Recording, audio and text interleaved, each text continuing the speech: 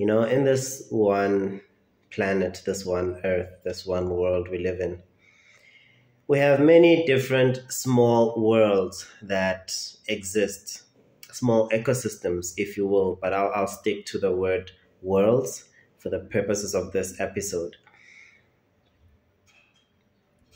As much as all of us are human beings, all of us live here, all of us breathe the same type of air. There's other parameters within which we live that are different from area to area, from culture to culture, from society to society. I think one example I can speak of is that of alcohol and places of drinking alcohol.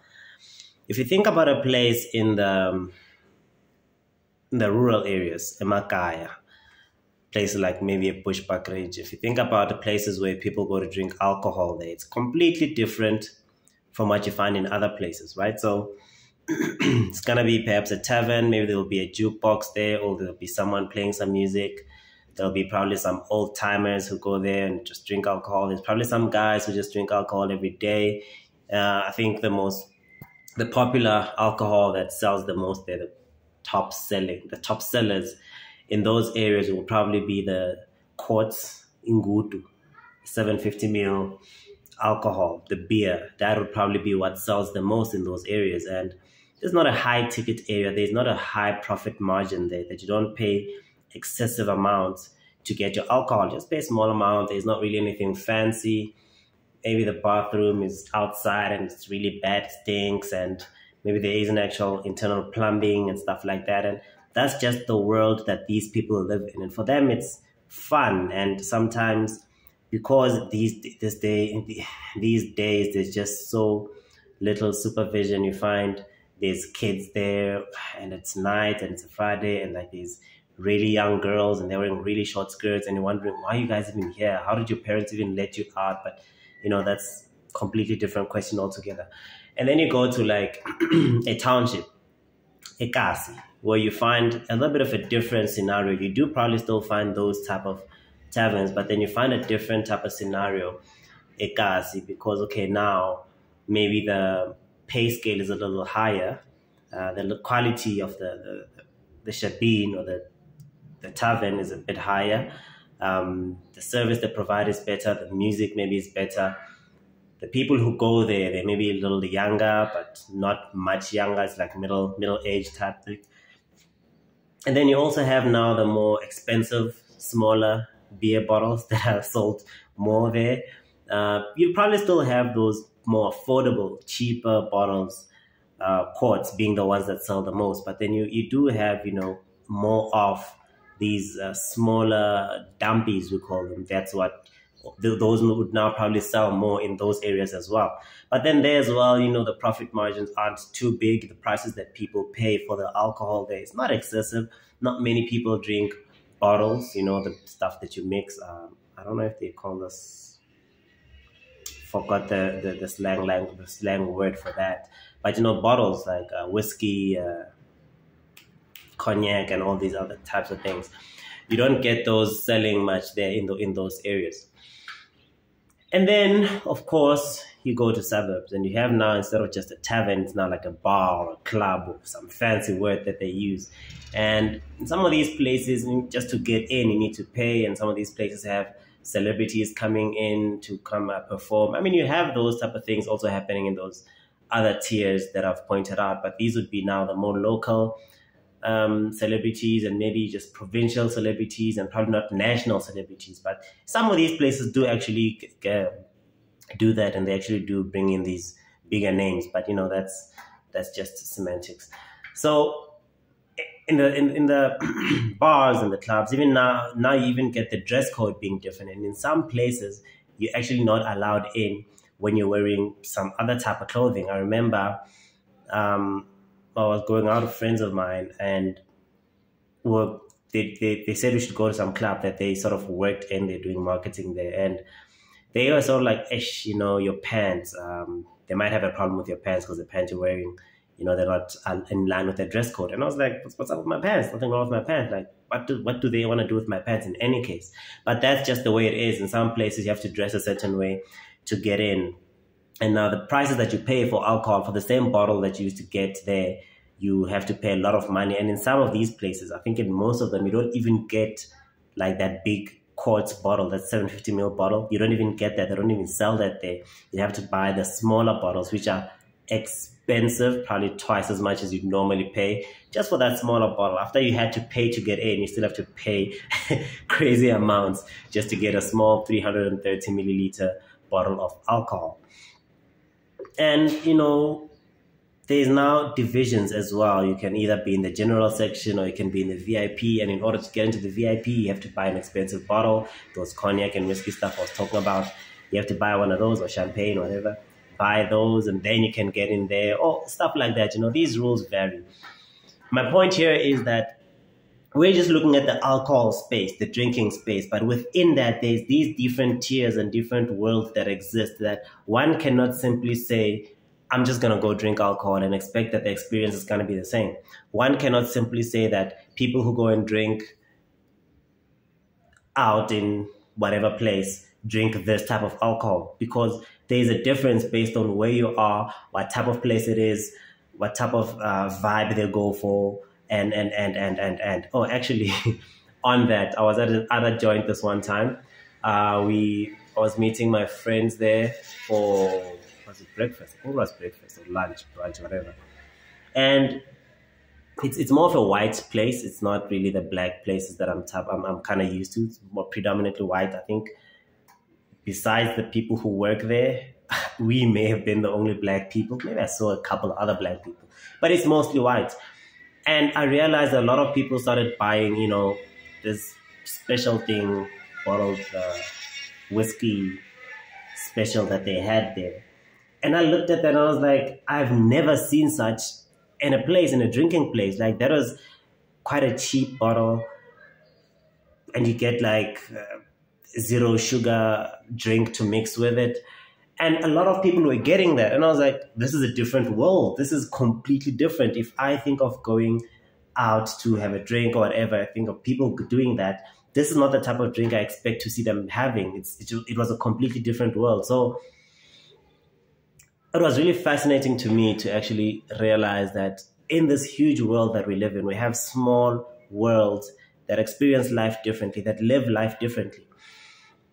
My point for saying this is that we have people who, say that, an example of a statement that really triggered me with this is that, South Africans are not stupid enough to vote for a particular party because they understand, what's happening and what those people for that particular party are doing, and so on and so on. And I felt that to an extent, there's a bit of ignorance about that, and no disrespect to the people who say these type of things. But I think that it's just them having not realized the fact that there's actually a lot of different worlds within this world. And unless you've experienced different worlds, you cannot speak for people, let me just say for South Africans as an entirety, because South Africans themselves differ. I mean, I'm telling you now, I've seen all these different tiers of alcohol places. Obviously, I cannot sit and say these people have the same values, have the same beliefs, would vote for the same person. So I cannot put them under one umbrella to say these people are not stupid enough to make this decision, because these people have different experiences. They have different lives, their benefits, their struggles, their pains, their successes, their happiness comes from different places. Unless I understand each of them and strategically, and I'll just stick with strategically. I know that's the wrong word. That's not the word I'm looking for, but I'm just going to stick with it. If you can explain to them how whatever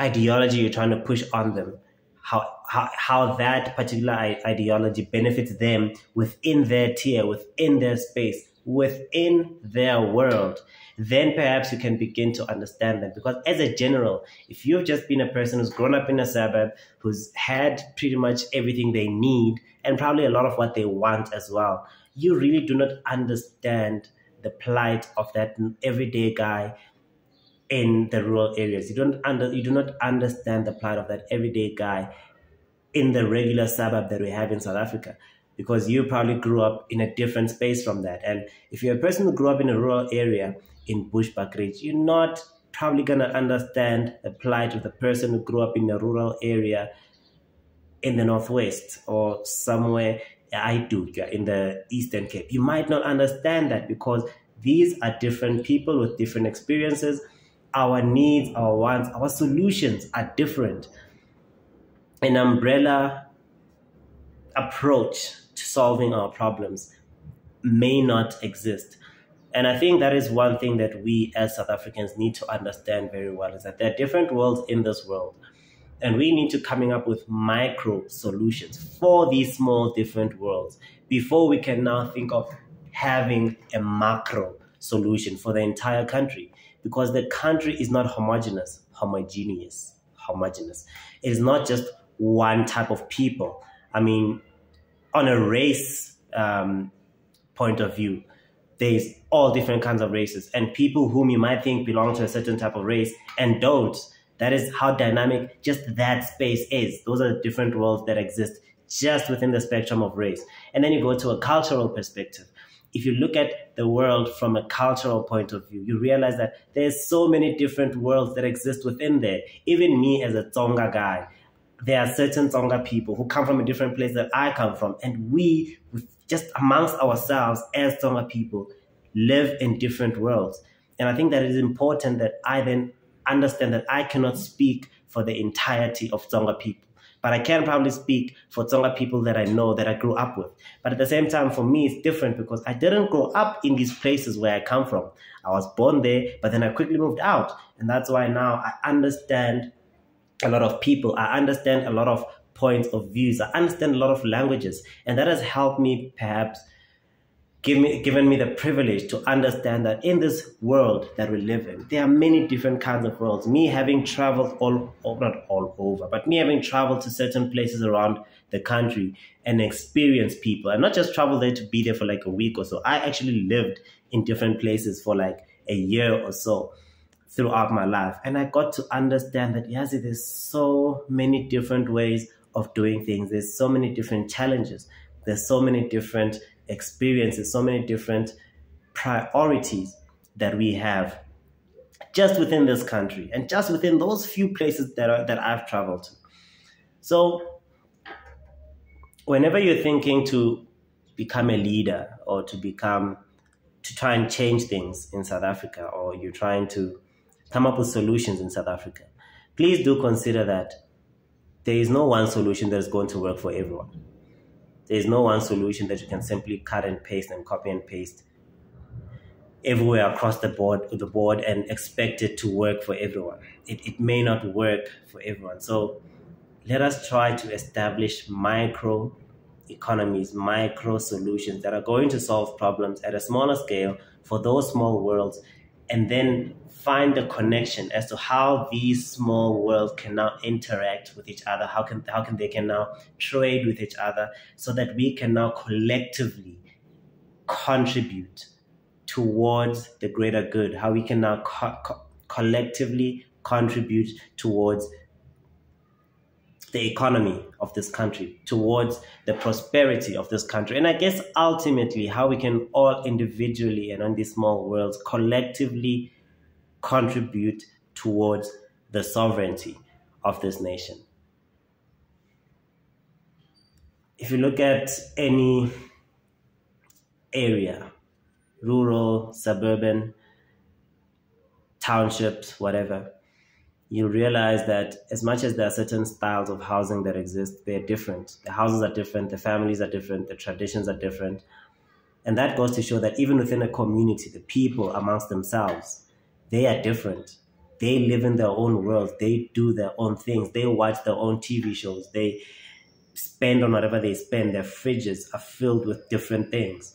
But then they can come together as a community and find their differences, find their similarities, and work on those and build together to build one big community. And that one community is not going to be the same as the next community and the next and the next. But all of us can find our differences, find our similarities, build on those to form a bigger community that can then made up of other bigger communities to form a bigger community that can end up forming a better South Africa, which can in of itself contribute towards what other countries are contributing, therefore just forming a great, better Africa as a continent. I hope I made it clear. I feel like I was just rambling, going up and down there, but I've driven my point home.